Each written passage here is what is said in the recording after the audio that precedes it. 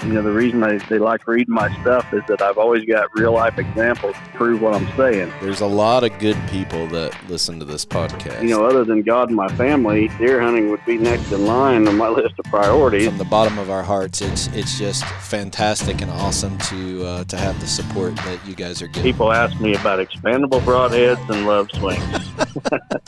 Chasing Giants with Don Higgins and Terry Peer.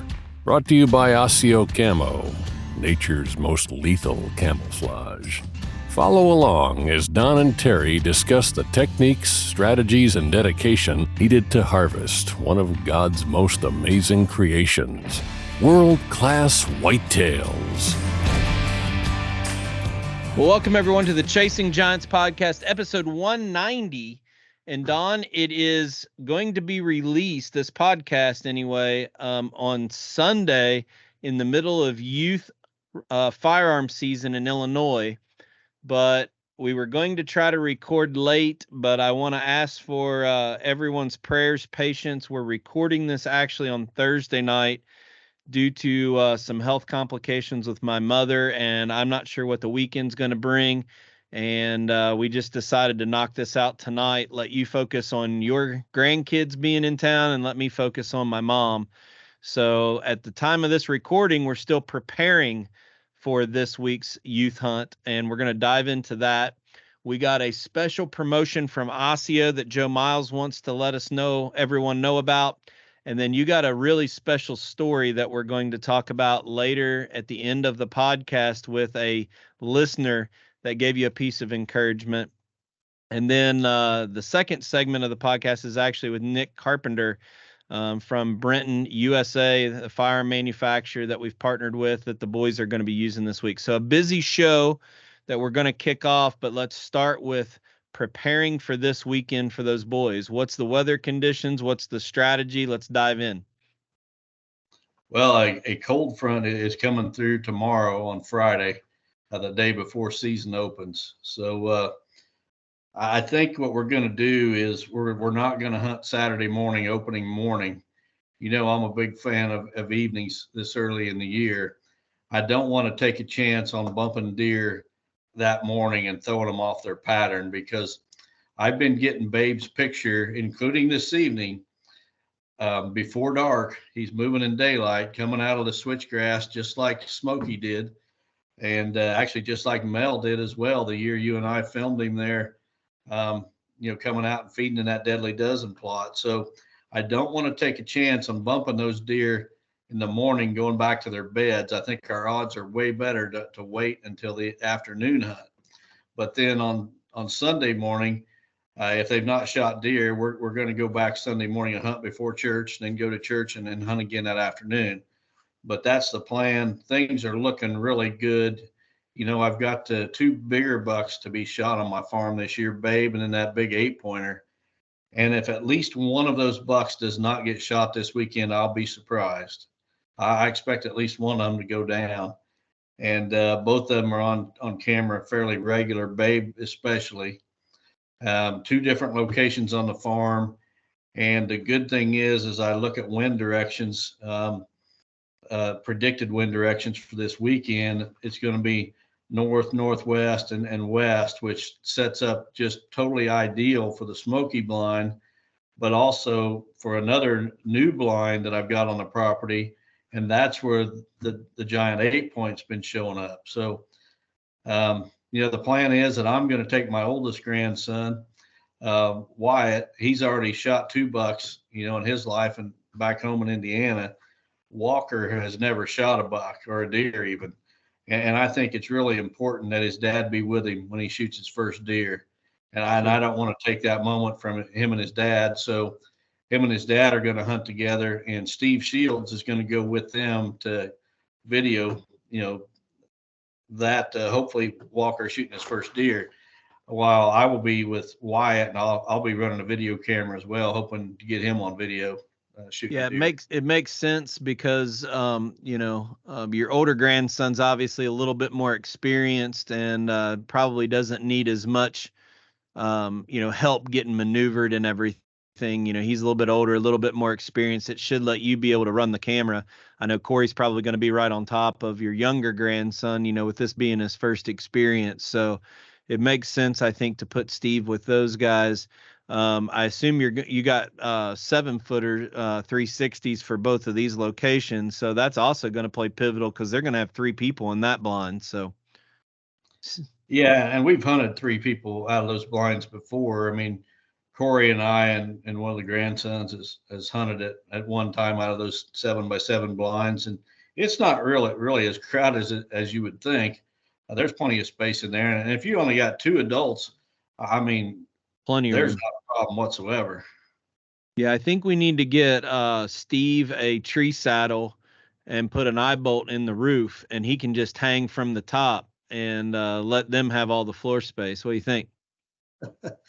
Well, he might be doing that anyway. He may have a tree saddle in his back, and I'll be shocked at the video footage I get to see. I've seen Steve in some really weird positions to get a camera angle, so it honestly would not surprise me one bit. But yeah, so I'm encouraged to hear that a lot of pieces are coming together. You're going to have a big front come through, which is probably going to be a pressure change, and going to that northwest wind, which sets up perfect for that front blind. So is Babe living in that same, I mean, every year it seems like the biggest buck on your farm is living on that. What would that be? Would that be north facing hill and that switchgrass right above that drainage ditch? That's exactly right.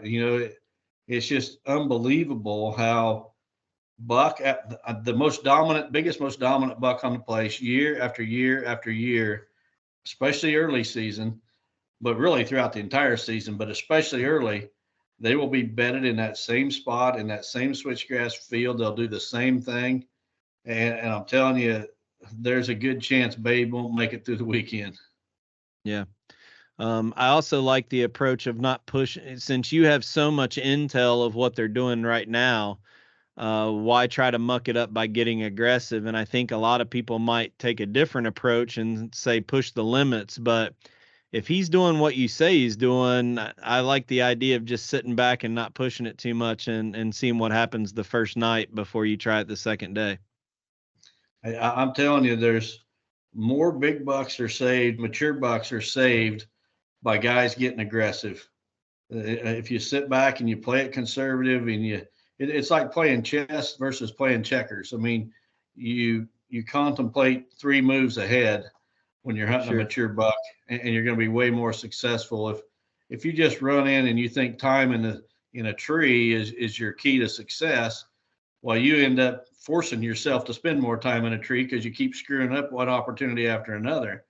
And you're way better to be conservative, consider, every factor that affects your hunt whatsoever. And I know these bucks are coming in to bed basically the same way that they're leaving that switchgrass field.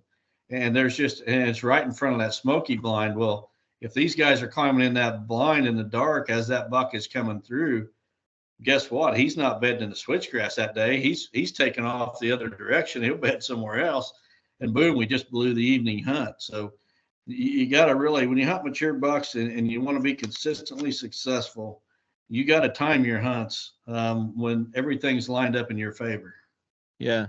And it might not even be, I mean, correct me if I'm wrong, but it might not even be blowing, Babe, the specific buck you're hunting. You blow a group of does in there and they know something's not right. And it's going to throw them off. They just don't tolerate it.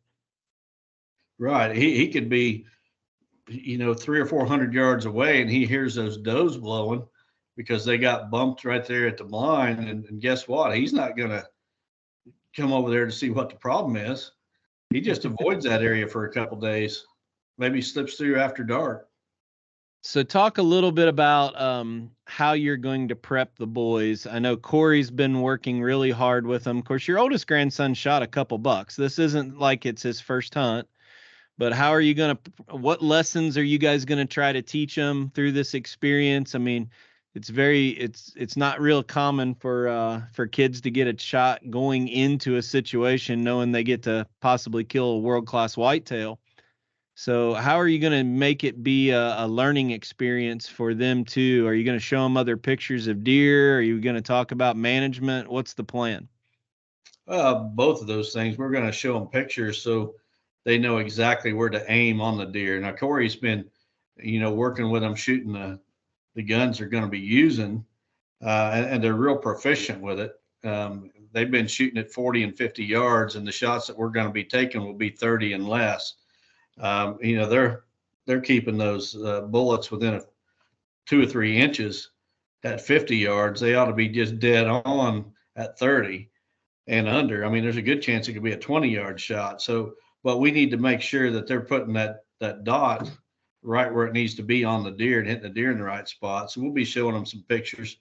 We're going to be talking about management too, why that there's still at least 4 bucks on the farm right now that are off limits. They're off limits to them. They're off limits to me. And I'm just going to expect them to follow the same buck management that I'm following. I'm not going to ask them to let bucks go so I can shoot them, but I am going to let them or expect them to let certain bucks go to mature so that we all have good bucks to hunt on the farm in the future. Hopefully that'll carry over to their adult life. And one day they will probably be managing this farm on their own. And these lessons that they're going to be learning this weekend, some of those are going to carry through decades from now. I'm guessing when they're managing this farm or maybe one of their own. Yeah. So there's obviously 2 kind of big hitless bucks that, it's the big 8-pointer and then obviously Babe. But you just mentioned that there's 4 bucks that are off limits to anybody who hunts the farm this year. But if a 3-year-old with an 8-pointer walks out and they want to shoot it, you're not going to tell them to lay off of that one either, right? No, with only a 3-day season, I mean, we're not going to shoot 1.5-year-old bucks, but a good 3-year-old, or not, I shouldn't say a good 3-year-old, because there's a couple 3-year-olds that are off limits, but there's some 3-year-olds that are 8 and 9 points that if they come out, they're getting hammered. Yeah. So it's a matter of who happens to step out first. So sure. It's going to be interesting to see. I think both boys will shoot a buck, but it's going to be interesting to see which bucks they shoot. Yeah. And I think everything's lining up. We're not dealing with 88-degree temperatures. We're dealing with the right wind for your best spots. And we're dealing with a pretty significant temperature drop over the course of a couple days. So I agree with you. I think knowing those spots specifically, I think that you're going to get opportunities. I think that, the boys, we kind of changed the strategy since we knew the boys were going to be shooting close range. We put a Vortex holographic sight on that Brenton. We're going to talk about that a little bit with Nick Carpenter later in the show.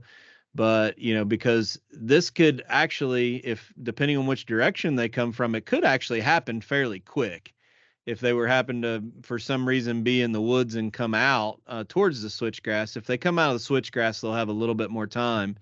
But that close, not having a huge can scope on it is probably a good decision for the kids. Yeah, and the thing I like also is that the timing of this season, it's at a time of the year when it's not cold, so those kids can be out and be comfortable. It's not during the rut where bucks are running like crazy. If these bucks are going to be moving fairly slow, they're not going to be in a hurry to get from point A to point B, which is going to lead to, more ethical shots. So I think the timing's perfect. Like you said, the temperatures dropped a good 20 degrees. I think all 3 days of the season that the high temperature is about 60 degrees, and that's the high. So it's going to be a lot cooler in the evenings and early mornings. So I will be shocked if both boys don't shoot a buck. It's just a matter of which buck. Is it a 2-day season or 3?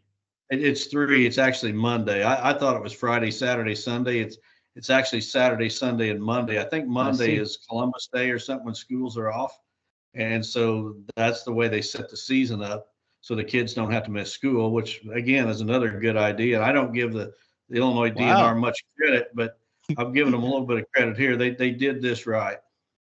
Well, and the price of even out-of-state youth season tag is, it's probably cheaper for Corey to bring the boys to hunt in Illinois than it would be for them to.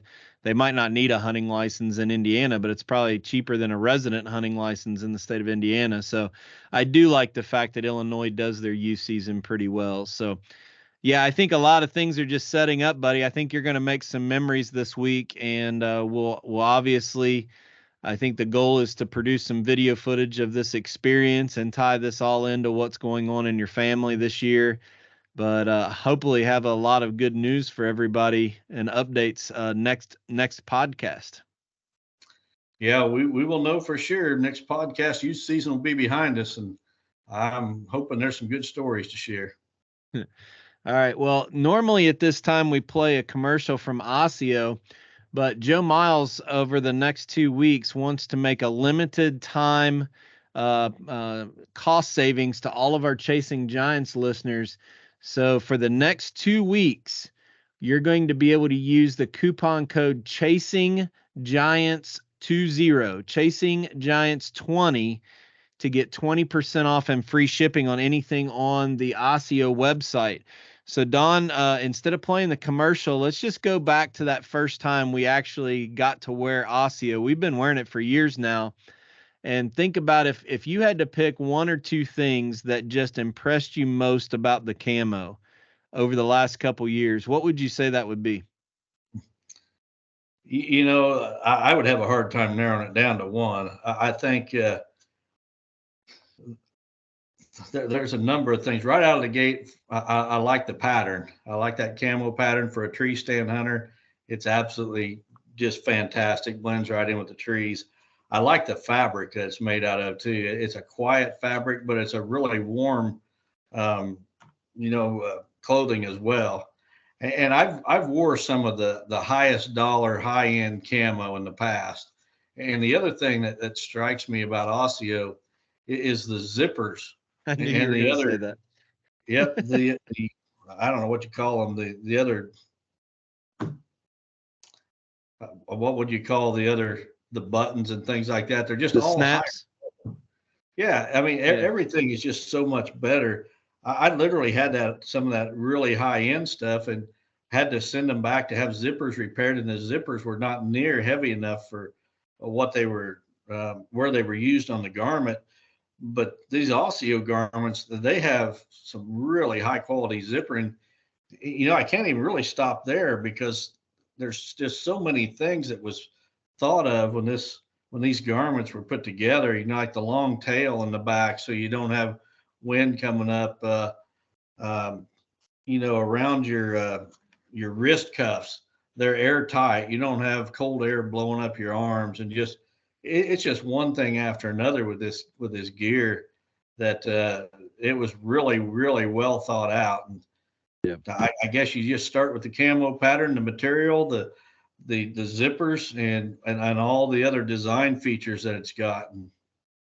Yeah, I mean, that you mentioned the tail. That was the first thing that I noticed is how the garment fit. When we were wearing some of the other high end, it is a performance fit.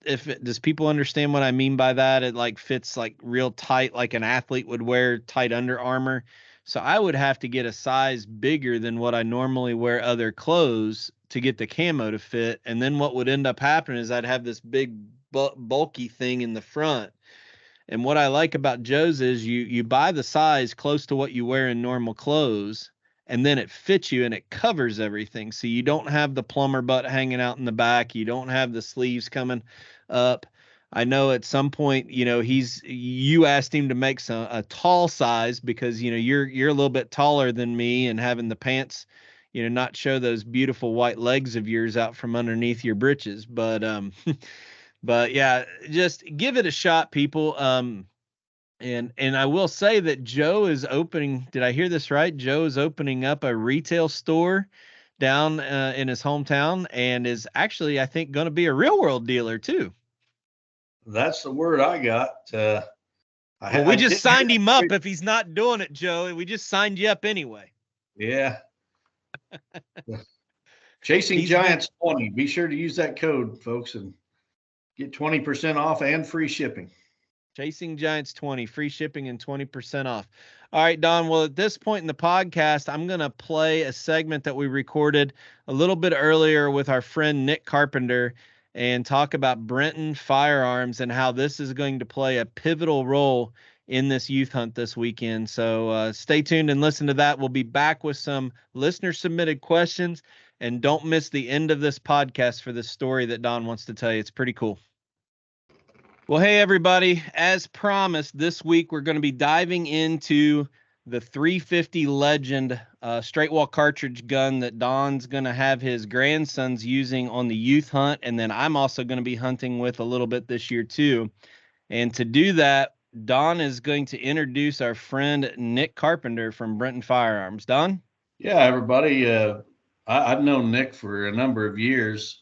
It was probably 10 years or so ago. I went up to Michigan and did a seminar and a property tour at a QDMA event, and it was actually held on Nick's farm, and developed a friendship with Nick. And I actually bought a tractor from him a couple of years later, a New Holland tractor. He was selling tractors at the time. And well, he's followed the podcast and such. And, earlier this year, Terry bought one of the Brenton Firearms and, just fell in love with it. The high-end firearm. It's not a cheapo by any means, but on the AR platform, hunting rifle. So Nick is now one of the owners of Brenton Firearms. And welcome to the podcast, Nick.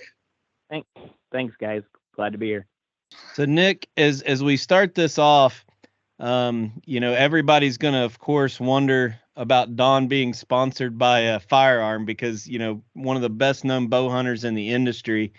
And, as much as we've been through, I'm not saying God created an opportunity for us all to work together, but I'm not putting it past just God opening opportunities for good people to try to figure out ways to work together and give glory to his kingdom. And I truly believe all of our relationships are a product of that. But before we get into maybe even a quick rehash of some of the testing that I did when I first bought my gun, why don't we talk just a little bit about Brenton and maybe some of the 30,000 foot differences with your all's company and rifle? Because obviously when we say AR platform, a lot of people are going to immediately put this in the same category as every black rifle. And as I quickly learned, that is not the case. Yeah, absolutely. We can do that real quick. A 30,000 foot view of Brenton. Brenton USA, we took the AR platform. We saw the white space when the straight wall cartridge became something we could hunt with here in Michigan.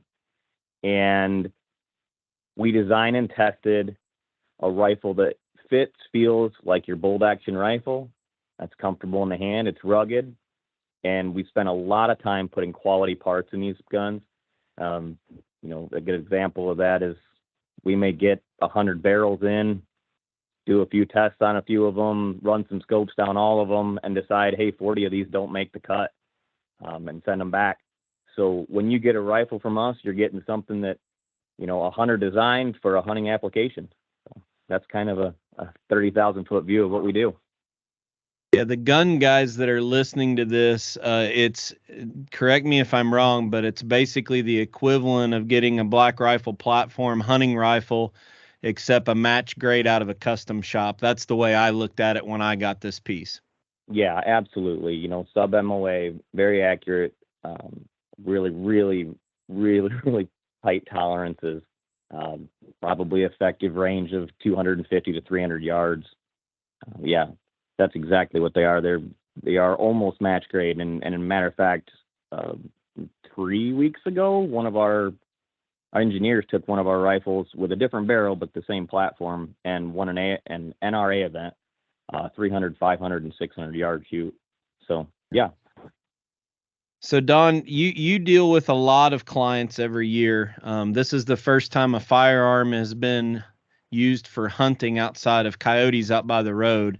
In 30 plus years? It's been a long time since there's been a rifle used on my farm. Actually, there has never been a rifle used for deer hunting because it's never been legal. But, outside of some varmint hunting, nothing. So my grandson, hunting youth season this weekend with your gun, Terry, and looking forward to that. We got some good bucks that will hopefully show themselves, and if they do, the boys are going to put that Brenton to the test. Yep. So for this application, we outfitted this gun with a Vortex holographic sight because the boys are actually going to be in some of your bow hunting setups where the shot is going to be extremely close. So the last thing we wanted was for, a really big optic to be used and make it more difficult for the kids to get on it. So we talked with our friends at Vortex and got their holographic sight put on it. And I think it's going to be a perfect setup for the boys. Now, Don, I want to talk about this effective range a little bit because, even though Nick says these guns are very lethal out to certain yardages, you're going to be the first to stand up and say crossbows can be shot 100 yards, but it might not always be the right thing.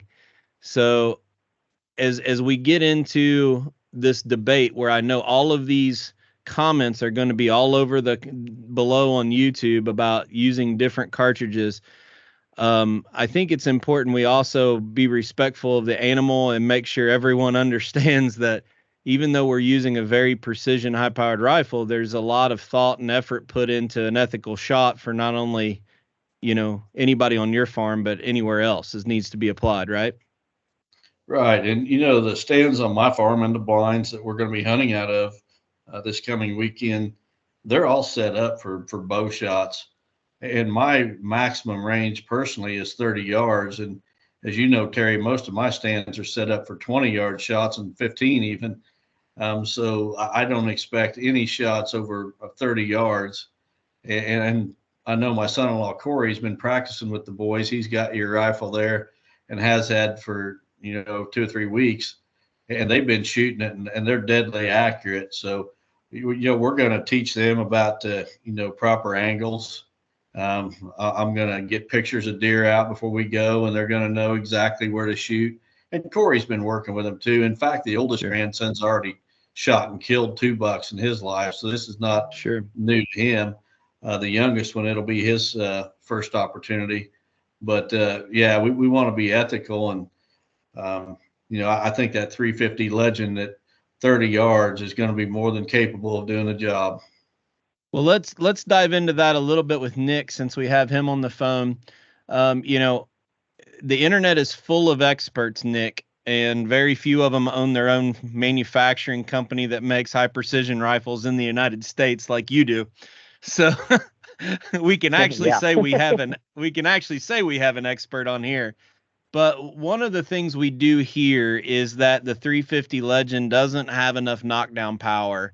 So walk us through a little bit about the differences between 350 and 450 for maybe someone who's considering purchasing it, and talk a little bit about what we have to take into consideration. Just like any firearm, it doesn't matter if you're using a 7 mag.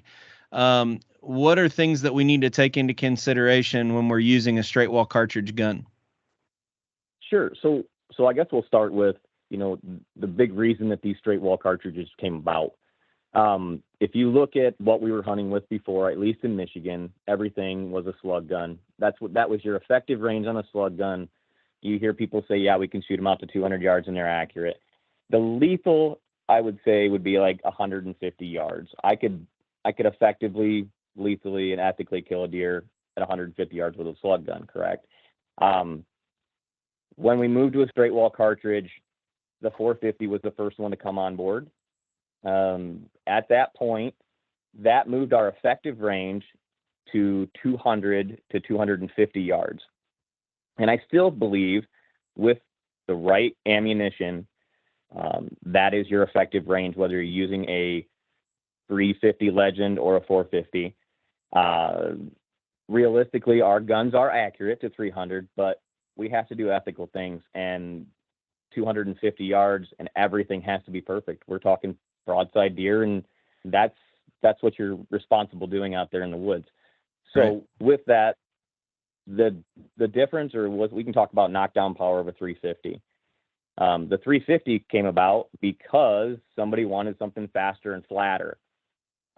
So that's exactly what that 350 Legend is. It's a faster, flatter shooting, same distance, same knockdown power, same kill with 180 grain or bigger bullet. It's just a little easier on the shoulder. For some people, it's a little less susceptible to wind. Like the 450 will drag a little bit out there as you get to that 250, 300 yards. But, I mean, that's to be expected with a bigger bullet. So those are the biggest differences. They're both lethal calibers. For children, 350 Legend, there's 6 of us in the shop, and all of us have switched from 450 to 350 Legend, short of my father, who still really loves the 450. But if that tells you anything, that they're just a little easier on the shoulder, and I think that's why we like them. We didn't lose anything as far as knockdown power.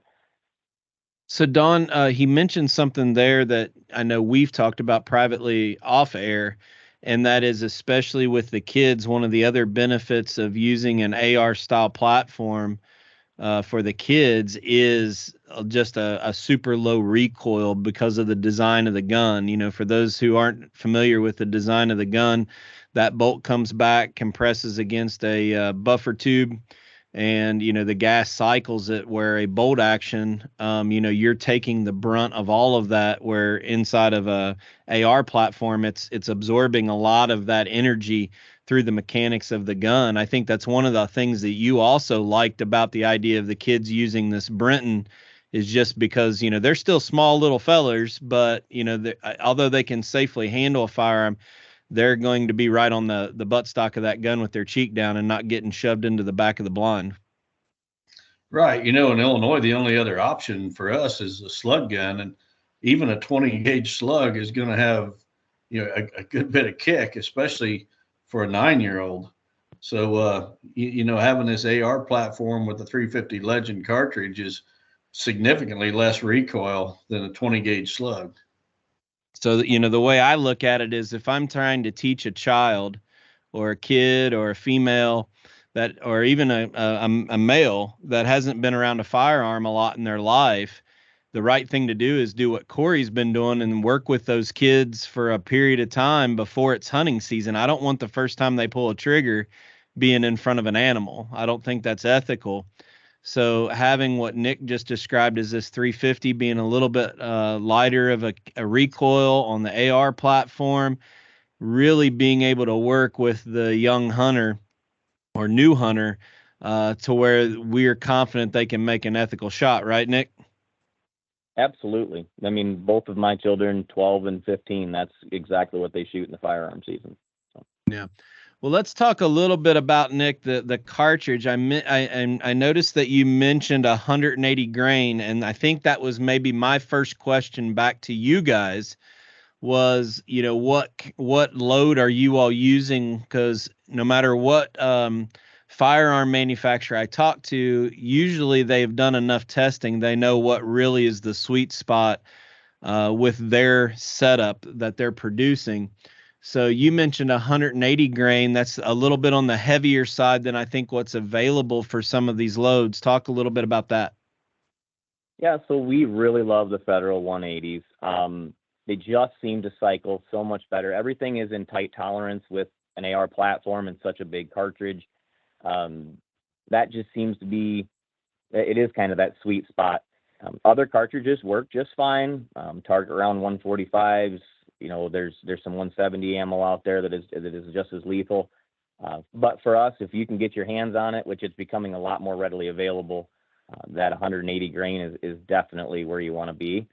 And I think that's kind of across the board for us up here in Michigan. That's what we feel is the ethical round to shoot for deer. So yeah, that's what we kind of push for. Right. It's a balance of muzzle velocity and kinetic energy, which gives you your knockdown power. I think that you need a balance. You know, you can shoot Absolutely. You can shoot a really fast load that doesn't have any kinetic energy, or you can, go opposite. But this is, I think, a balance of both. The preliminary testing I did with mine was actually 150 grain and a Hornady. And that's when I first fell in love with the gun itself. you look at this thing, and I hope that, we'll probably produce a video on this thing so everybody can see it a little bit more after we get it done with its use season. But the coating on it is very special to Brenton. I mean, this stuff, I think I could drag it on asphalt behind a 4-wheeler for a mile and it wouldn't even scratch it. But seems like a really hard coating. The trigger is phenomenal, and I'm very picky about my triggers.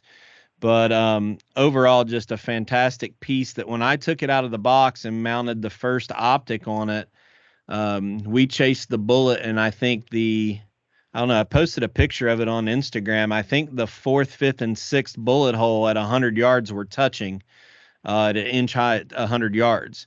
So, I mean, these things are absolute tack drivers. Yeah, absolutely. I'm glad you love those triggers. We have an in-house guy that builds all of our triggers, and he takes a lot of pride in knowing that he's making them for each gun. So he'll be excited to hear that.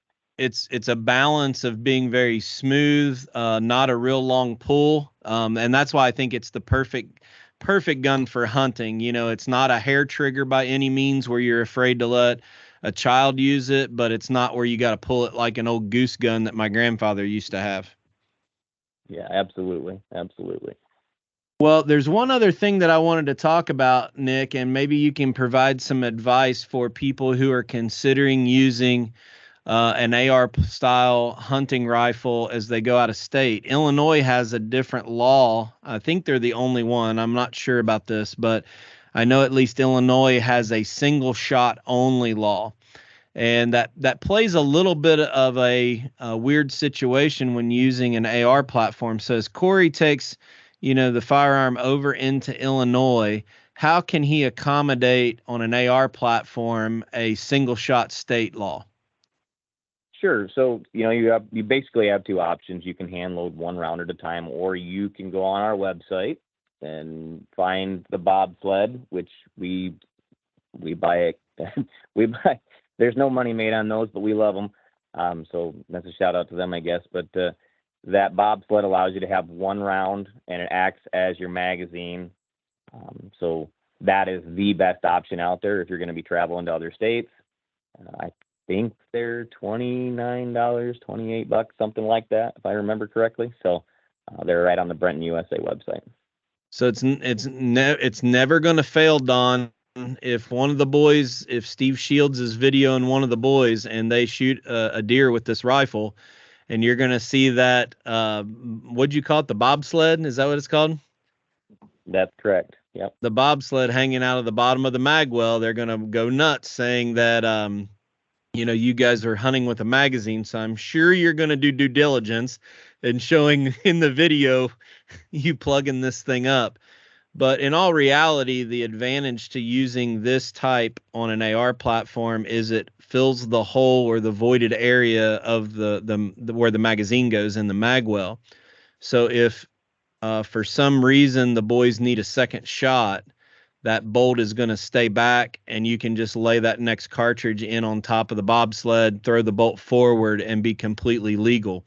If you didn't have that, you're going to have an empty hole that the bullet could go down, take a little bit more time to reload. So I think that's what you guys are planning to do, at least this youth hunt, right, Don? Yeah, absolutely. Yep, Corey's already taken care of that. So anybody that sees something hanging out the bottom of the firearm, it's not a full magazine. So Nick, also, yeah, with you being on YouTube with this, it's good. It's going to come out. There's no doubt about it. So Nick, obviously, first of all, thanks for trusting us as a future partner. I know, we need to try to help get the word out, but you also want to also work with us as it relates to, all of our outreaches, which we really appreciate. Don and I have said from the beginning, it's more about the people than the product. But when we run into good people with good products, that's when it's kind of the slam dunk for us to work with. So we're going to have you on and do different videos on these rifles as we go through the season. But before we close off, if somebody wants to learn more about your all's product line, introduce your website. I know there's going to be a lot of Amish Mennonite folks listening. If you have a phone number, that would be great to leave on here where they can call and get more information. And then most of all, I think you guys are looking for dealers. So if that's still something you're up, maybe tease that up a little bit as we cut it off here. Yeah, absolutely. So if you're in the Amish community and you are looking for a dealer, actually Dutchman there in Shipshewana just picked up our line and should have their first rifles early next week. Awesome. But you can always find us at www.brentonusa.com. We can answer pretty much all of your questions. You can purchase directly from them. Or if you are so inclined, you can call our sales guy at 513-391-7644, and that's Evan. He'd be happy to help you and get you in the right direction. He would also be the guy to outreach. You can either shoot us an email if you're looking to be a preferred dealer. We're only going to take, I think we're looking for 20 to 25 across the United States at this point. And Evan's going to be kind of hand selecting those people. He doesn't want to put too many rifles too close to other shops, and that's kind of his goal. So he'd be the great guy to touch base with, or you can shoot us an email any day of the week there at the website, and we'll get right back to you and set up a meeting. So, yeah. So for everybody listening, I want to just clarify a couple things. This isn't just a 350 Legend or straight wall cartridge gun. They make everything from 204 Ruger all the way up to 450. And I'm really excited to try the 224. I won't lie. That's one of my kind of bucket list builds that I want to have. But even a 6.5 Grendel, 6.8 SPC, 300 Blackout, you guys are making these in all the popular rifle calibers. And there's also a little secret sauce with the Brenton design that allows us to change the upper off of the lower with precision and speed, which I really, really like. So this hunter package that you guys are coming with on your website allows somebody who maybe goes out west that wants to take a heavier caliber for elk or something, also be able to change over very quickly and go to a different package to shoot prairie dogs or something like that. So a lot of cool stuff on your website, including suppression. So as most people know that listen to the podcast, I've gotten into suppression and quite a bit in the last few years. You guys do offer another line of those for the non-communist states like Illinois. All the rest of us can enjoy them, right, Don? Yeah, that's right. I almost in communist China. In fact, I might have more rights in China than Illinois. But one thing else that we want to throw out, Terry, before we let Nick go, is that you and I are going to go to Michigan and have a live podcast with Nick to kind of kick off this partnership. So you folks in Michigan be looking forward to that. We'll release details, as they happen. But some point this winter, we're going to be up there doing a live broadcast or podcast. I'm not sure if it's going to be at the Brenton headquarters or where Nick's going to have us, but we look forward to getting up there and doing that. Yep. Nick, we're excited to work with you. We're excited to tour your manufacturing facility in Lansing, Michigan. It's pretty cool that we can partner with a company that takes pride in U.S. jobs and making sure that this stuff is made on this side of the pond and high quality for the people that want to invest their time and money in the same things like we do. Absolutely. We really are excited about partnering with you guys too. I mean, it's like you said, I think some things are put in front of you, and I know God does a great job of doing that for us. So we're really excited to get to know you guys.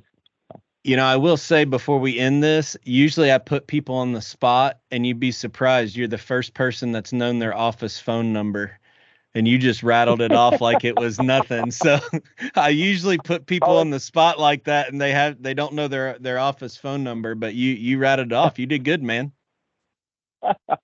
Well, he's our sales guy, and he's a traveling sales guy, so I have to have that for him anyway. So he's going to love that because he's going to get 100 calls this week. So that's good. That's what sales guys need, right? That's right. That's right. Warm leads. That's what they need.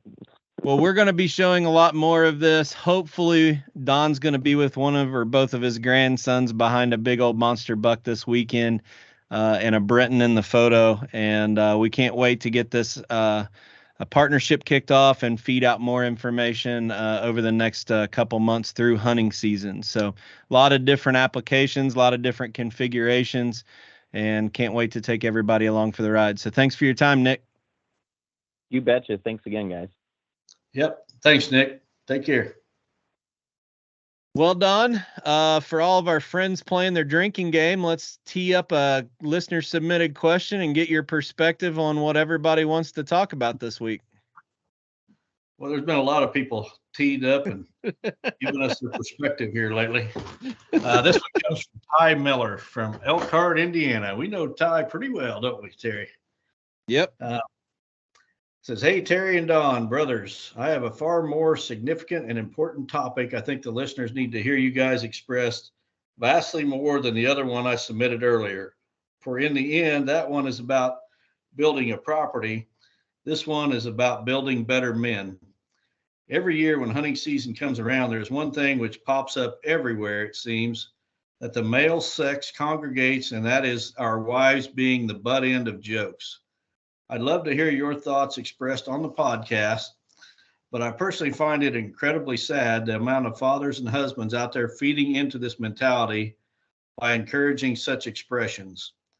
While I know each person is at their own place and walk with whom they are desiring to be, I just cannot fathom a father or husband trying to be a better version of those God-given roles to then encourage such thoughts with responses or even sharing them with others. Perhaps I'm just becoming that old guy who cannot take a joke. Who knows? Blessings, brothers. Ty, that is a very interesting question. And, I've got a pretty unique perspective, I think, on that topic. And the topic basically is guys making jokes about their wives and things like that. Sometimes it's, women in general, a lot of it to mother-in-laws, a lot of jokes about mother-in-laws, but the wives take a lot of a butt end of jokes too. And, I grew up in a home with just a brother. We didn't have any sisters, just one brother and I. And, I think we both loved and respected our mother from the time we were real little, but we didn't have sisters. So, girls were almost like a foreign species to us. Especially to me. And it wasn't until I became a father and had two little girls of my own that I really respected girls. And I've said to a lot of young guys that you're never going to fully respect girls until you have one of your own. And that's how it was to me. But, when I think about my two girls, my daughters, I think about my wife, my mom, even my mother-in-law. These women have been nothing but good to me. I don't understand why guys would want to make jokes about their wife. I mean, the only reason that I've been a success at some of the things I've done is because of the support of my wife. She's, had my back at every corner. I'll tell you what, if you would ever see me and my wife out and you would have an insult for me, you would be better off dealing with my response to your insult than you would my wife, because she'd be more likely to tear into you than I would. She's just always got my back, and she's never held me back as I've chased my dreams. So I don't get it, Ty, why guys do this. And the bad thing is that, we're setting an example for young boys. The last thing I want is my grandsons to hear me, bashing my wife, and even in a joking manner. I know my son-in-law, Corey, shows the utmost respect to my daughter around his boys. And, I'm just really proud of the way they've raised them boys, because, if we all go out to eat at a restaurant, those boys know to hold the door open for anybody, not just for our family group, but total strangers. If somebody's coming, those boys are taught to hold the door open for other people and just be respectful. And, I think that when you raise boys like that, you're setting them up to be respectful of their wives down the road. They're going to turn out exactly how you raise them. And if, someone's in a situation like that, you can break that chain. It's a generational thing that is passed on from generation to generation. And, there's really no sense in it. And it's a conscious decision that each of us can make to, hey, we're not going to be joking around about our wife. She's not going to be the butt end of jokes anymore. We're going to show her the utmost respect because we're teaching our sons how he should treat his wife 20 years down the road.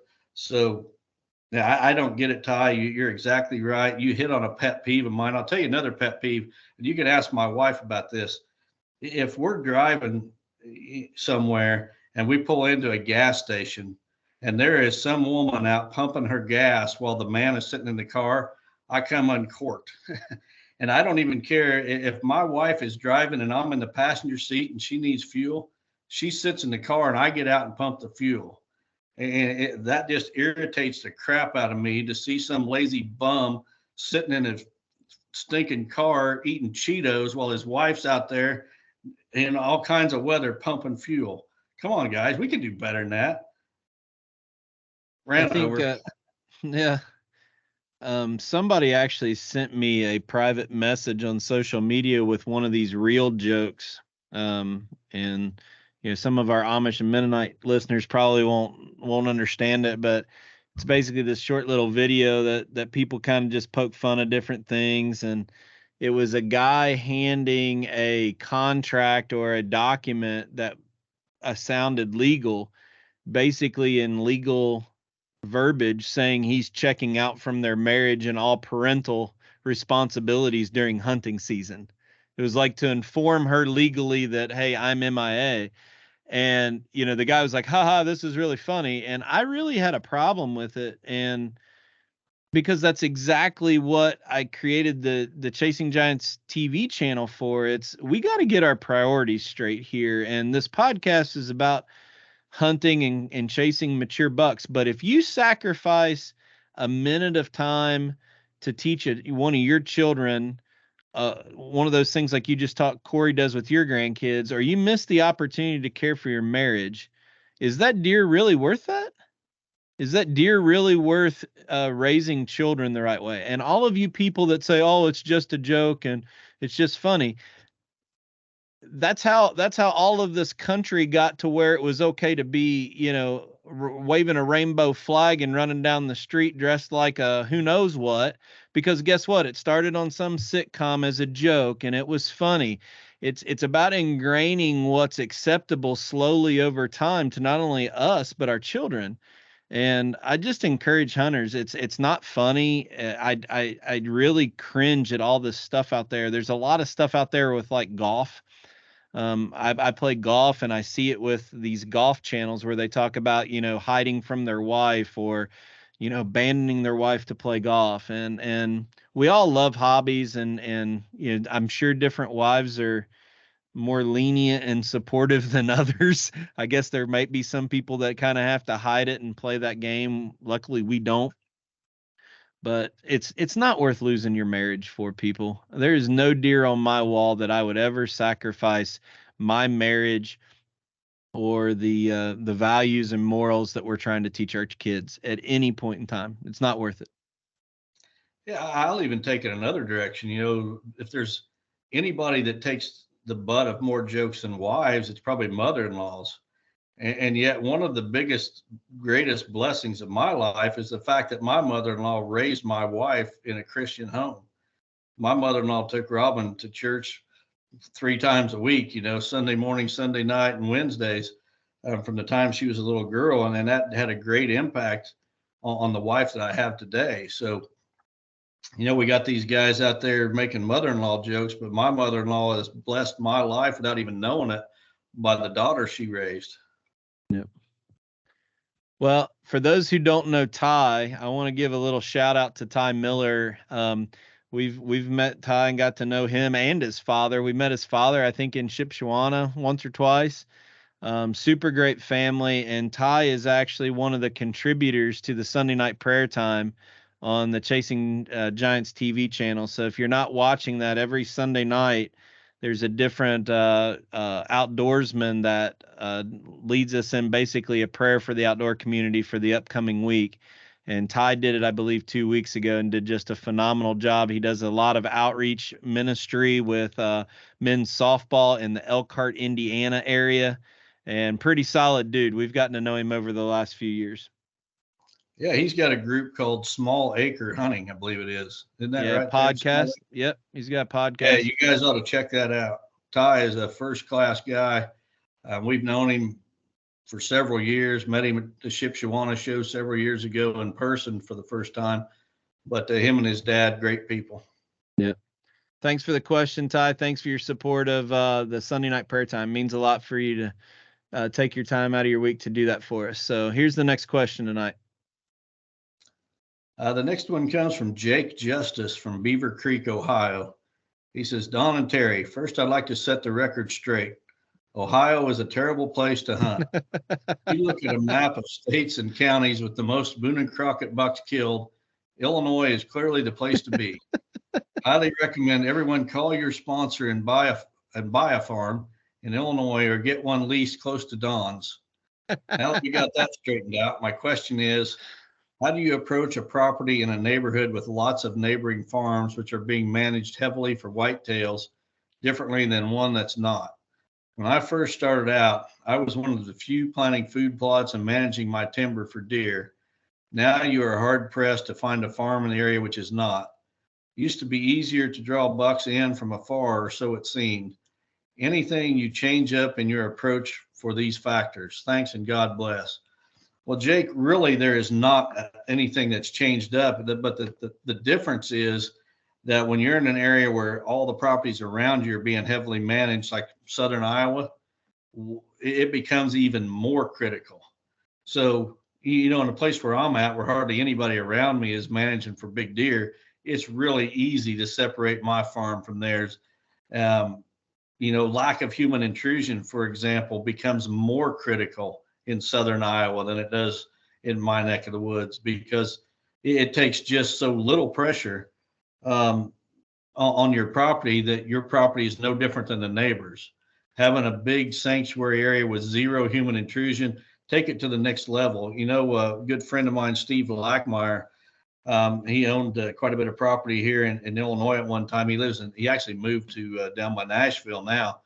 But I remember being at Steve's place, and he had 40 acres in the middle of his farm that never was entered, never, not even for shed season, for nothing. That 40 acres right in the heart of his property was totally off limits, 365 days a year for everybody, for every reason. And then that's what I mean by taking things to the next level. The other thing we talk about a lot is food diversity. Even if your neighbors are managing, their properties with food plots and such, you can set your properties apart. I'll give you a good way to do it, and it's going to sound like a sales pitch, and I guess it kind of is, but it isn't. What if all your neighbors have corn plots, but your corn is NutriCrave corn? Your corn has 1.5 times the protein of your neighbors. It has 3 times the fat level as your neighbor's corn. It's got over twice the calories. Think about that. Your deer comes to your farm, or a deer comes to your farm, and he eats a handful of your corn versus a handful of the neighbor's corn, and he gets twice the calories out of yours. Yours is non-GMO. That's just another way. Same way with the soybeans, same way with fruit trees. So your neighbor, he's got a few apple trees, but you've got 100 apple trees of every variety of apple you can think of on the planet. You've got persimmons. Your neighbor don't have persimmons. Maybe he's got a couple pear trees. You got 20 pear trees. You just got to take everything. When you're in a neighborhood like you've described, you take everything you can possibly do, and you just take it to the maximum level that you possibly can. Human intrusion, 0. Diverse food sources, the sky's the limit. And you're doing the same thing. You're just taking it to the next level. Make it different. Yep. All right. Next question. The next one comes from Jay Yoder from Fulton, Missouri. It says, hello, Don and Terry. I live in an area where there's lots of coyotes, and they have become a bad problem. I was wondering what you all do when you're hunting and a coyote comes along. Do you shoot it and risk spooking deer with the shot, or leave it and potentially have it show up again later? and possibly spook deer or mess up a shot opportunity on a future hunt. I'd like to hear your thoughts. I enjoy listening to the podcast. Keep producing good content. God bless.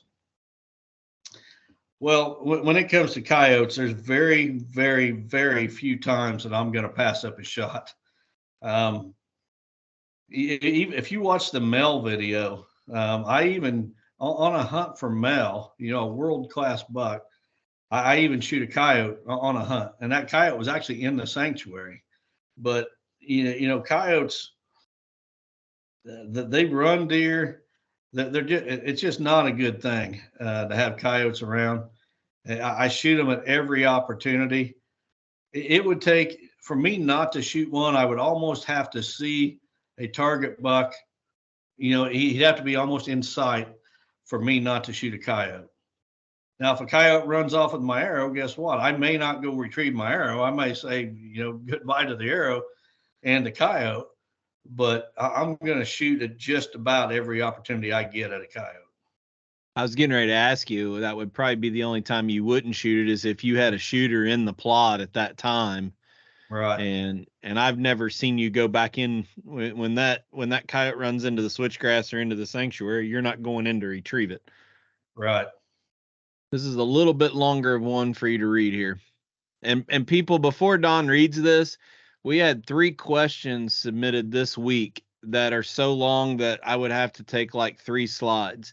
If you want your questions submitted, you're going to have to condense it. And I appreciate all the people putting positive comments and stuff, but just keep that in mind. If we can't get it on the screen, we're not using it on the show. This one comes from Stephen Taylor from Perrysburg, Ohio. He says, Don and Terry, thank you for sharing your knowledge with all of us every week. I am a longtime listener and especially appreciate your firsthand, real-world, pun intended expertise, especially when it comes to what has worked on your farms when it comes to improving the wildlife habitat. I know there are many ways to skin a cat, and there are many land consultants who offer different opinions than you. Many habitat gurus and consultants seem to come from Michigan, which is where my hunting property is, and I have spoken with many of them over the years to try to improve the habitat and huntability of my farms. Many of these land consultants talk about the difference between hunting in highly pressured states like Michigan versus hunting in states like Iowa, Illinois, or Kansas, and how that works in one state may not work in another. My question for both of you is, have you ever hunted in Michigan? Let me know if you would like to. You and I would be glad to have you out to my place. And do you think that the deer are harder to hunt and react differently to certain habitat improvements in highly pressured states than they may in your home states? As an example, on a recent podcast, you discussed the idea of compartmentalizing food plots, taking a larger 5-acre plot and breaking it down to smaller 1-acre plots, and how this wasn't necessary. As a longtime hunter of both Ohio and Michigan, I have seen firsthand how the deer in these neighboring states react much differently. And I am curious if you believe that deer are harder to hunt in certain states and if habitat improvements work better in certain areas, or is it all the same everywhere? Again, thank you for providing all us listeners with great content every week. Your families, especially your daughter, Dawn, are in my prayers. Good luck this season, Steve. Well, Steve, without a doubt, there's some states that are a whole lot easier to hunt than others on the whole. But what it really boils down to is individual properties. You can look at any state. I don't care if it's Illinois, Iowa, Ohio, any state that's known for big bucks. And people in other states are going to say, yeah, they're easy to kill there, blah, blah, blah. They're easy to kill there because there's more of them, for one thing. But what it really boils down to is the properties and how the properties are managed. And let me throw something out at you that kind of backs this up. Wes Delks has been consulting for just a few years. He has a client in Michigan that's killed a 200-inch buck after Wes was there. Now, you tell me one other consultant. These guys that are in Michigan have lived in Michigan their whole lives, have been consulting in Michigan for 15, 20 years. They don't have a single 200-inch buck to their credit. Neither does any of their clients. And Wes Delks goes in there, and with his system, he's already got a client in Michigan that shot a 200-inch buck. It's the approach is really the same. It goes right back to what we was saying about these properties that are in highly managed areas where every property is managed. Well, how we set your property apart there is you take things to the next level. It's the same way in a property or a state with intense hunting pressure everywhere. You take your property to the next level. Human intrusion, take it to the next level. Zero human intrusion. Give the heart of the property to the deer. Make sure you got good access. If you don't have good access for a certain wind direction, you don't hunt that wind direction. You just stay out on those days. And it comes down to a lot of it comes down to discipline. You know when to hunt your property, when not to hunt your property. Michigan is a very unique state. I've never hunted Michigan, you asked, but I've consulted there a lot. I've walked over a lot of acres in Michigan, and I'll tell you what, I'll be the first to admit to you, I have never seen more tree stands in an area than what I see in Michigan. In fact, I joked one time that Michigan has more tree stands than it does trees.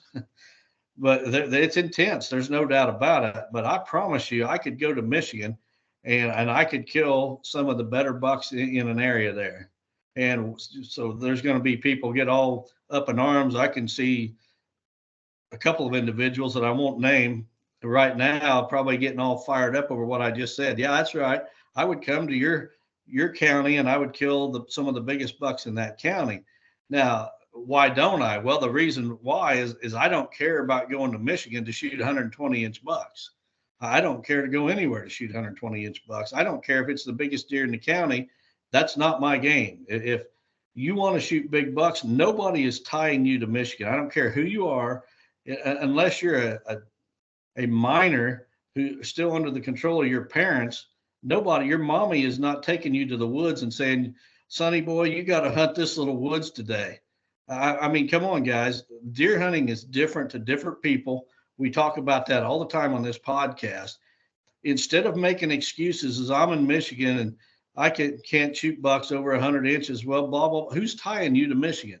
There's been a lot of deer hunters have moved out of places like Michigan and Pennsylvania and moved to places like Illinois and Iowa just for the deer hunting. And I'm not saying that everybody should do that. I mean, there's good reasons to stay where you're at. But when hunting season rolls around, you get a vacation just like everybody else from your job. You get a 2-week vacation. Who's tying you to Michigan for 2 weeks? Get off your butt, get in your truck, save up some money, work some overtime, buy a tag in another state, go there and find a place to hunt. Don't be belly aching because some guy in another state kills bigger deer than you, and then you make a list of excuses a mile long. The only excuse is you don't have the gumption to get off your butt and go chase giants. I get tired of hearing from people from these states belly aching because, oh, I don't have the bucks you got, and your bucks in Illinois are stupid, and blah, blah, blah, and you got hundreds and hundreds of acres. No, I don't. What I've got is gumption and drive and desire to not shoot 100-inch deer. Ran over.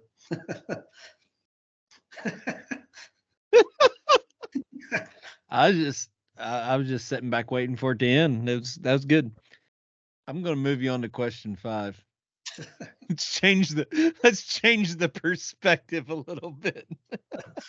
Tee up another one, Terry. Oh, this guy's not from Michigan. Justin Hughes from Ripley, Tennessee says, Dear Don and Terry, I've got a short and simple one. In the summer months when bucks are in their bachelor groups, do they tend to stick with other bucks that are the same age? Thanks. No, Justin, they don't. Yeah, a bachelor group will be made up of bucks from all different ages. And typically what happens, what I've noticed, at least in my area, is that these bachelor groups will be in the same area year after year. And they'll spend the summer together in that bachelor group. Then come fall, when they shed velvet, crops start being harvested, food sources change, the rut starts to heat up, those bucks disperse and they go their different ways to their fall ranges. And then some of those are going to get shot, obviously, or not survive. But the ones that do survive, they're going to come back and they're going to summer in that same place the next year. And at the same time, there's going to be young bucks that, as those yearling bucks are dispersing, they're just randomly wandering about the countryside. And as they do so, they're going to encounter these bachelor groups. And then a certain percentage of those yearling bucks will stay with that bachelor group. And that becomes their bachelor group. And then again, that group will disperse. And next year they'll come back, and those yearlings from the year before will be 2-year-olds. And that those bachelor groups, at least in my area, they're in the same spot every year. A buck, as long as he's still alive, will probably be in that bachelor group every summer once he's established, that part of his range. And they're just made up of all ages. There could be yearling bucks, and there could be 10-year-old bucks in the same bachelor group. I think, and I think that's part of, as we talk about maternal aggression and that mother pushing the buck fawns off, I think that becomes almost kind of a transition point for those bucks, those young yearlings that get pushed off away from their mother.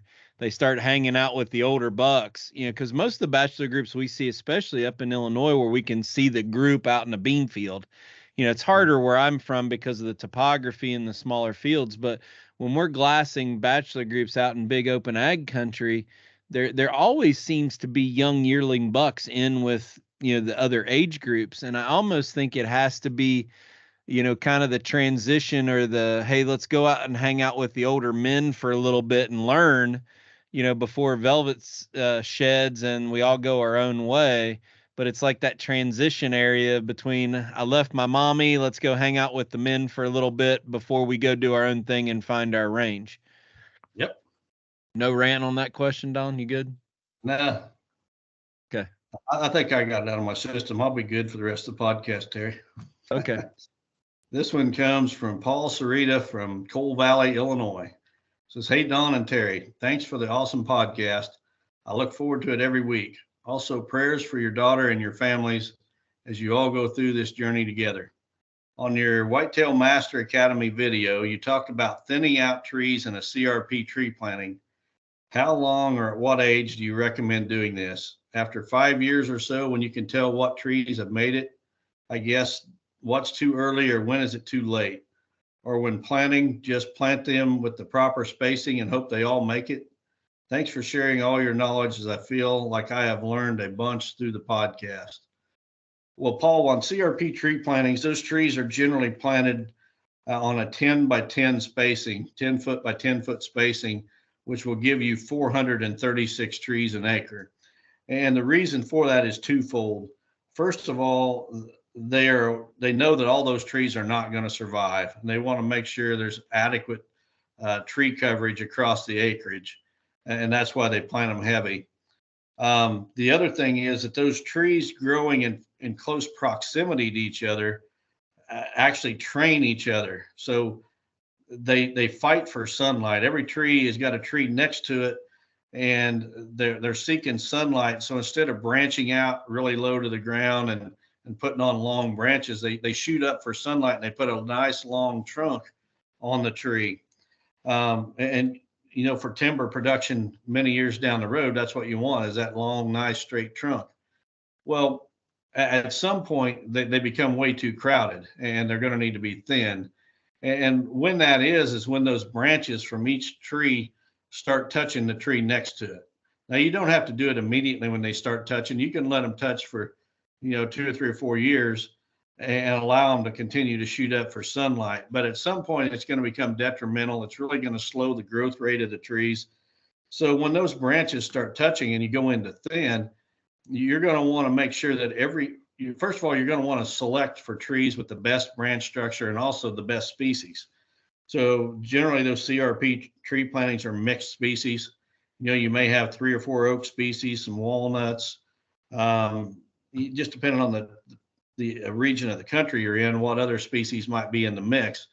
But when you go to do your thinnings, you're going to look for 2 things. You're going to look for the species. You're going to want to leave the ones with the most value, both for timber and wildlife. So white oak would be a one to leave.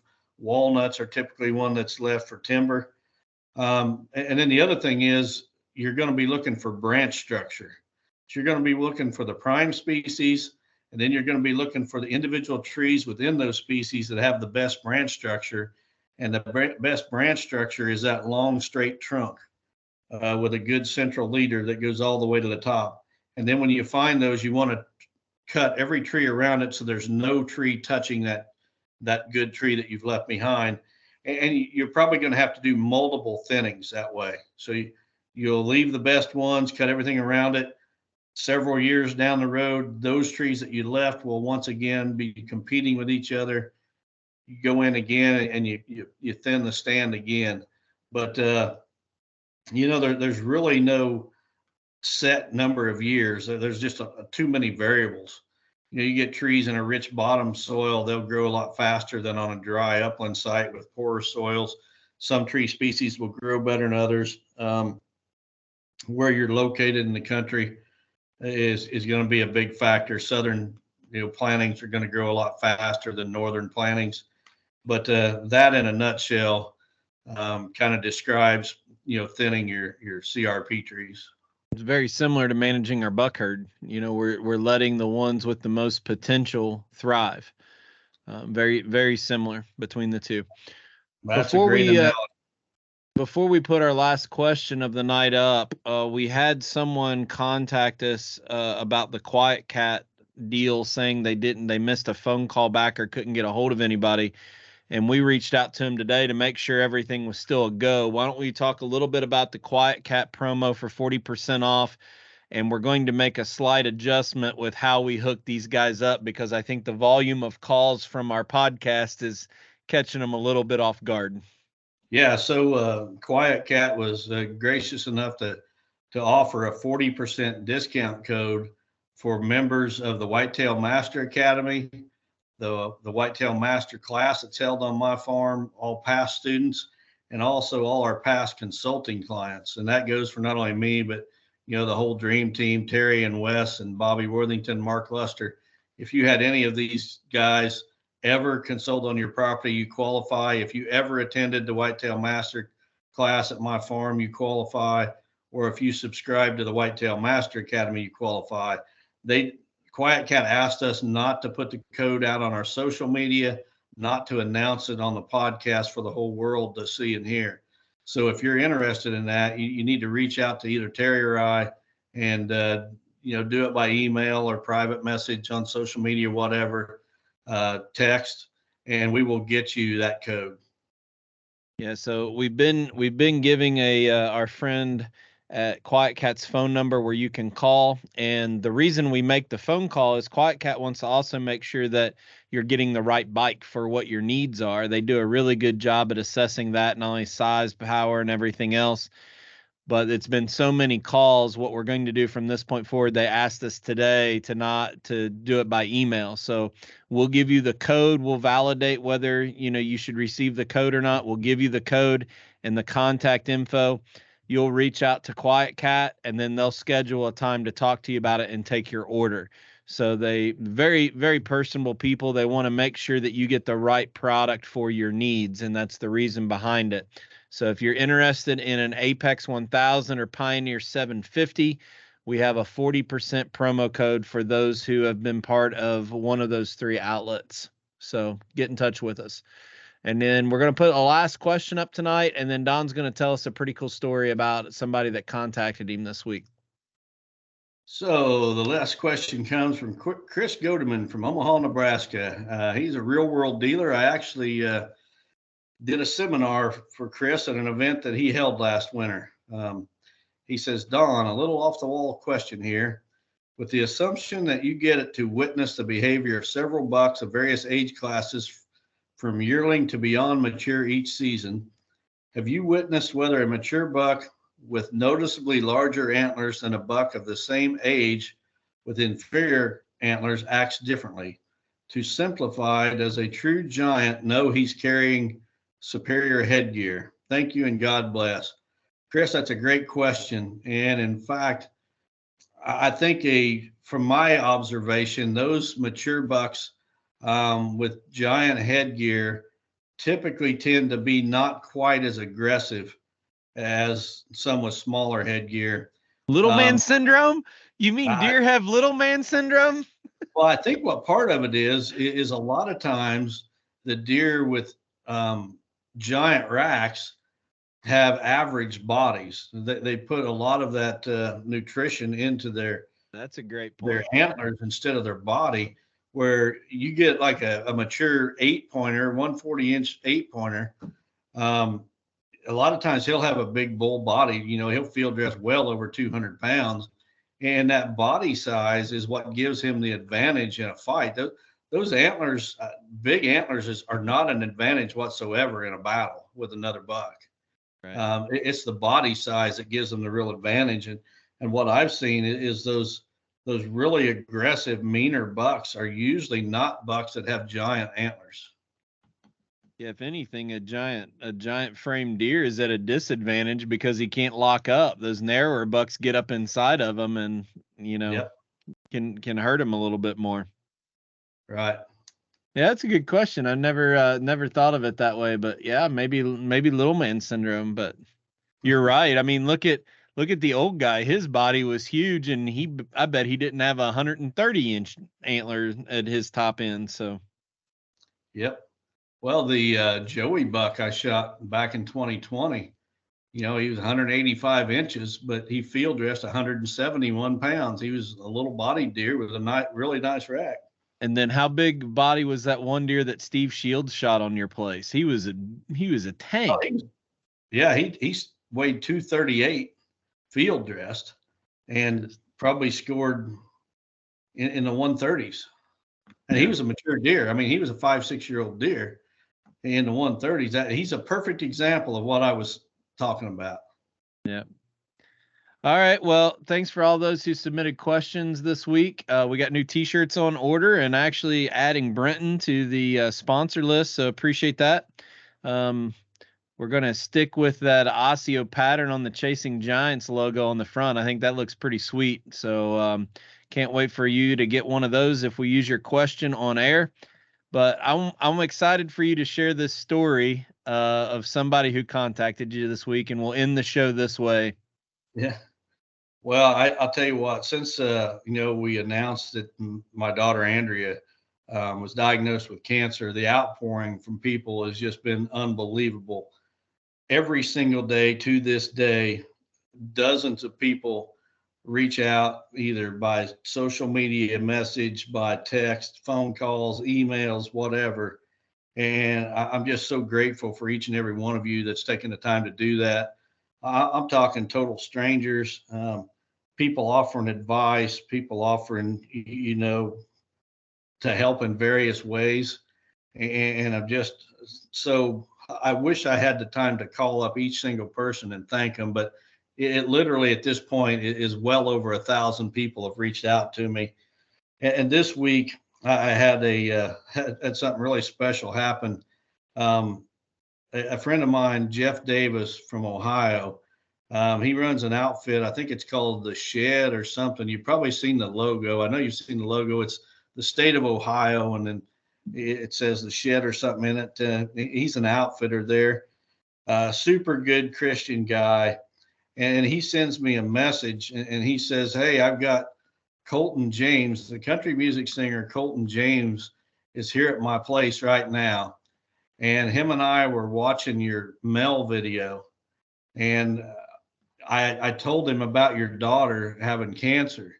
And Colton had written and performed this song all over the country about breast cancer. And so he sent me the link to that. And I mean, it was just a fantastic song, which we're going to play here at the end of this podcast in a little bit. But so, I replied back right away and I said, "Man, that's so awesome. I'd like to thank him in person one of these days." And he said, "Well, he's here right now. We'll give you a call in the morning." And sure enough, the next morning, Colton and Jeff, and then Colton's son, who travels with him, that they all three of them get on the phone. Austin is the son. All three of them get on the phone, and I spent over a half hour on the phone with these guys. I'm telling you what, Terry, this is the guy. He's a Christian. He's as patriotic as they come. He's got a heart of gold. He just tries to help people. The day I talked to him, he was headed back to Nashville to record with Toby Keith they're doing something really special for veterans. I'm not at liberty to spill the beans, but you guys will all hear about it on Veterans Day this year. But I'm telling you, this guy just, I mean, he talked to me like I was his best friend in the world. He offered, this guy literally offered to come to my home and perform for me and a few of my friends. He wants to work together, you know, in the hunting industry. He does a lot for wounded warriors, but also first responders. He's got a really patriotic song called I Miss America. You guys need to check that out. Go to YouTube and look for I Miss America by Colton James. The guy's got a fantastic voice, but he's got an even better personality. And I got just to have that, someone like that reach out to me, and he really wanted me to share the song with my daughter, which I did. But you know, all the people that have reached out, but this guy is on such a busy schedule. It just meant a lot. And the fact that he had written this song for breast cancer, I hate to call them victims, but people that have been afflicted with breast cancer. And he thought enough of me after watching the Mel video to contact me and share it with me, and then get on the phone and talk to me for over a half hour. Just meant the world to me. So we're going to close with the song that he shared with me. But don't be surprised, folks, if you don't see or hear Colton on this podcast at some time in the future. Him and I have plans to get together and go hunting. Well, I think I can't say this 100%, but we don't think this song is anywhere out on YouTube.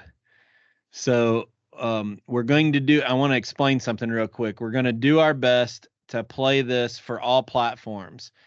And if hopefully the people watching on YouTube, it's going to start playing here in just a little bit. I don't think, to my knowledge, you're going to be able to find it anywhere else if you go to search for it. I'm not sure if he's recorded it for an album somewhere or not, but we don't think it's anywhere else on YouTube. Hopefully copyright won't flag us. If the podcast ends with our closing audio after we get done talking right here, flip over to Apple Podcasts or any of our audio versions, because they don't restrict it, and it'll play on there to hear this song. But please, whatever you guys do, make sure that you listen to the song. And if you know of someone else struggling with this condition, share it with them as a piece of encouragement. And yeah, I can't wait to have him on the podcast. He sounds like a super dude, but it's no surprise, man. We keep connecting the dots with so many absolutely great people that have helped more than what we're really able to talk about. And whether it's the podcast or Lester's feed or just a word of encouragement, so many people, whether they're big names or not, it's pretty special. It absolutely is. And I don't mean to, take lightly all the other people that have reached out. I mean, I truly wish I could call each and every one of you and personally thank you for reaching out. There's not a day goes by that over a dozen people don't reach out to me and ask about my daughter or offer words of encouragement. So, it's just unbelievable. And I thank each and every one of you. All right. So with that, everybody have a great week. If you don't hear this song playing, and we go to the closing audio, bounce over to one of our platforms on iHeartRadio, Apple Podcasts, Spotify, all that other stuff. But hopefully it'll also work here for our YouTube friends. Take care. Have a blessed week. God bless everyone. Have a good week.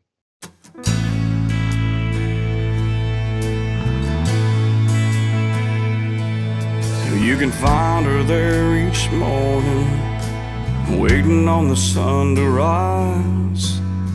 On her knees just giving thanks for one more day of a life. Got a husband and a family that helps her to hold on. Part of what keeps her going, yeah, the reason she's so strong. It's hard to put 2 days together and have them come out good. And there's times she gets so tired, like the doctor said she would. But through it all, she does her best. Even when her best is gone, she holds on tight to those in her life, 'cause that's what keeps her strong. And there are people all around us that touch our lives each day. They lead us to the light by the things they do and say. They're really not that different than you and I, my friend. They just refuse to stop believing or ever giving in. And that's what keeps her strong.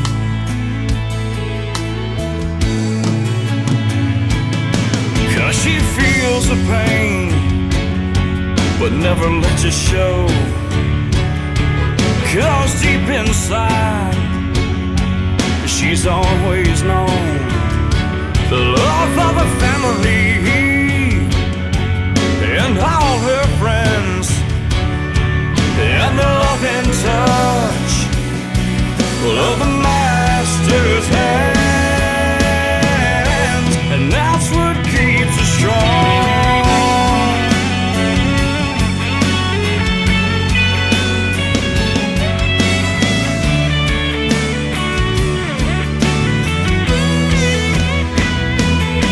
And there are people all around us that touch our lives each day. They lead us to the light by the things they do and say. They're really not that different than you and I, my friend. They just refuse to stop believing or ever giving in. And that's what keeps her strong.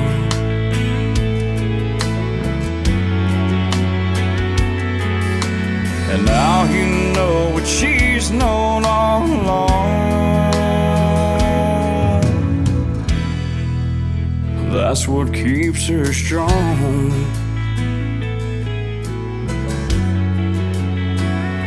And she keeps holding on. And that's what keeps her strong.